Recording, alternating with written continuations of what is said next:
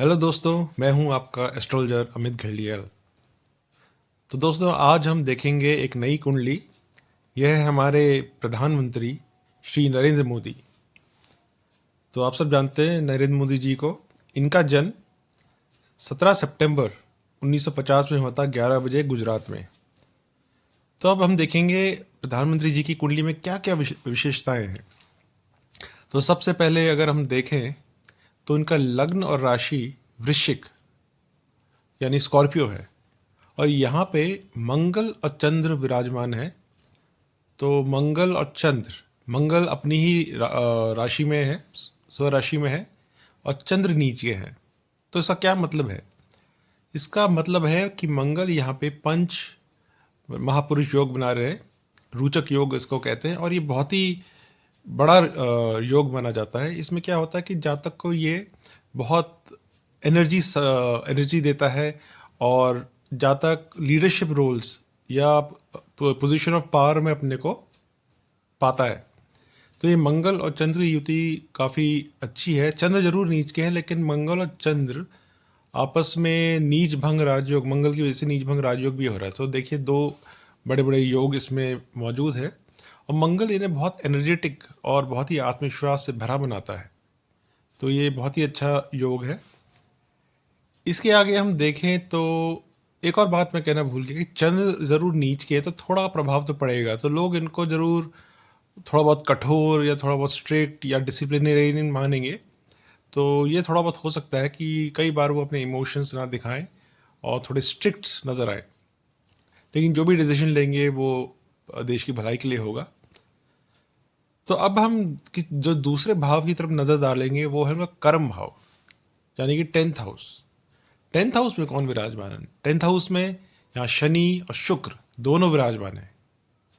तो ये अगेन बहुत ही अच्छी युति है, क्योंकि शनि और शुक्र परम मित्र है, और ऊपर से शनि जब भी 10वें भाव में होता है, तो शनि या राहु, तो ये पॉलिटिक्स के लिए बहुत अच्छा माना जाता है।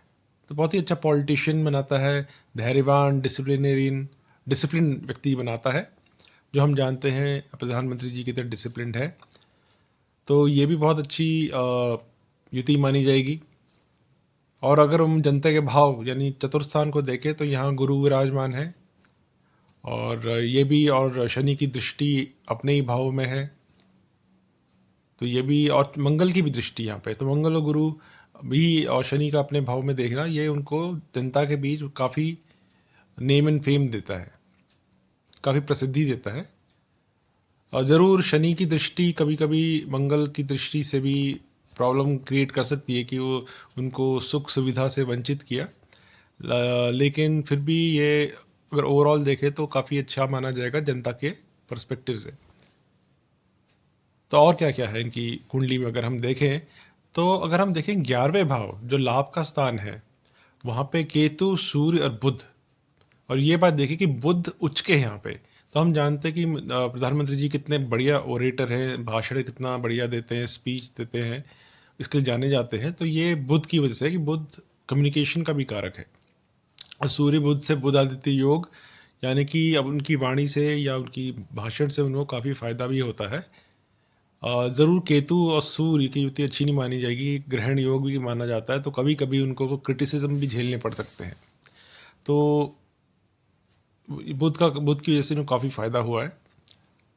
अगर हम देखें एक और भाव को जो सप्तम भाव है, तो सप्तम भाव विवाह का माना जाता है, रिलेशनशिप्स का, पार्टनरशिप का माना जाता है। यहाँ पे अगर हम देखें तो शनि की 10वीं दृष्टि पड़ रही है, मंगल भी सीधी दृष्टि से 7वें भाव को देख रहा है। तो शनि मंगल ने, और केतु की भी 9वीं दृष्टि, तो शनि मंगल केतु ने तो 7वें भाव में काफ़ी प्रभाव दिया है, जिसकी वजह से हम जानते हैं कि इनका वैवाहिक जीवन ज़्यादा नहीं चला, ये देश की सेवा में बाद में निकल गए। तो ये कारण है कि ये विवाह इनका फलित नहीं हुआ, या हुआ भी तो ज़्यादा चला नहीं। और अगर हम उनके पंचम स्थान को देखें जहाँ राहु विराजमान है, और एक और चीज़ देखिए तो कि पंचमेश का चतुर्थ स्थान में जाना, ये बहुत अच्छा माना जाएगा। एक तरह से केंद्र त्रिकोण राजयोग का निर्माण हो रहा है। और एक और हम देखें तो नवमेश का लगन में जाना, तो ये भी भाग्य स्थान को बहुत बलवान बनाता है। तो दो दो राजयोग हमें केंद्र त्रिकोण राजयोग यहाँ पे दिखाई दे रहे हैं। तो ओवरऑल अगर हम देखें तो कुंडी काफ़ी इसमें काफ़ी काफ़ी प्रभावी योग है। एक दो इसमें वो दिखाई दे रहे हैं, क्या कहते हैं, दो नेगेटिव योग जिसे बोले। एक तो ग्रहण दोष जो 11वें भाव में बन रहा है केतु के साथ सूर्य का, और अगर हम देखें तो चंद्र के दोनों तरफ 12वें स्थान और दूसरे स्थान में कोई ग्रह विराजमान नहीं है। तो उसका मतलब क्या है, मतलब एक तरह से केमद्रुम दोष भी बन रहा है, जो दर्शाता है कि बचपन में इनको बहुत स्ट्रगल करना पड़ा होगा। तो हम जानते हैं बचपन में वो गरीब घर में पैदा हुए थे, और फिर उन चाय भी बेची और बहुत मुश्किल से वो आगे बढ़े हैं। तो ये केंद्रुन दोष बहुत आपको शुरुआत में परेशान करता है, बहुत स्ट्रगल करना पड़ता है जातक को। और अगर हम देखें तो इसमें बाकी तो एक बार इसको समराइज़ करें तो हम क्या क्या राजयोग, क्या क्या योग है जिन्होंने प्रधानमंत्री बनाया। एक तो मैंने पहले ही बता दिया, रोचक योग मंगल की वजह से, और वहीं पे हम देख रहे हैं नीच भंग राजयोग, और दूसरा बुध आदित्य योग हम देख रहे हैं 11वें भाव में, और दो मैंने केंद्र त्रिकोण योग का भी बारे में बताया। तो काफ़ी बलवान कुंडली है ये, सब तरह से ये बलवान कुंडली है। और अगर हम उनकी करंट दशा को देखें तो उनकी अभी शनि की दशा, मंगल की दशा चल रही है, जिसमें इस बारी उनका शनि की अंतर दशा चल रही थी, जिसकी वजह शनि दशम भाव का स्वामी है, तो तभी उनको इलेक्शन में बहुत फ़ायदा हुआ। मंगल शनि अच्छे नहीं माने जाते, लेकिन मंगल की रोचक योगी बना रहे हैं, बहुत अच्छा कर रहे हैं, और शनि उनके दशम को एक्टिवेट कर रहे हैं। तो इसकी वजह से उनको इस इलेक्शन में काफ़ी सफलता प्राप्त हुई है, तो ये देखा जा सकता है। लेकिन मंगल शनि ने थोड़ा बहुत सीट्स अगर कम हुई हैं तो ये मंगल शनि की वजह से भी हुई हैं, लेकिन क्योंकि ये दोनों इतने पावरफुली प्लेस्ड हैं तो इन्होंने इनको अपनी थर्ड टर्म दिला ही दिया। अब इस भाइयों बहनों, अगला जो वो आता है, क्या कहते हैं, अगला जो अंतरदशा आएगी वो केतु को आएगी। तो कई लोग बोलते हैं केतु की अंतरदशा कैसी रहेगी प्रधानमंत्री जी के लिए।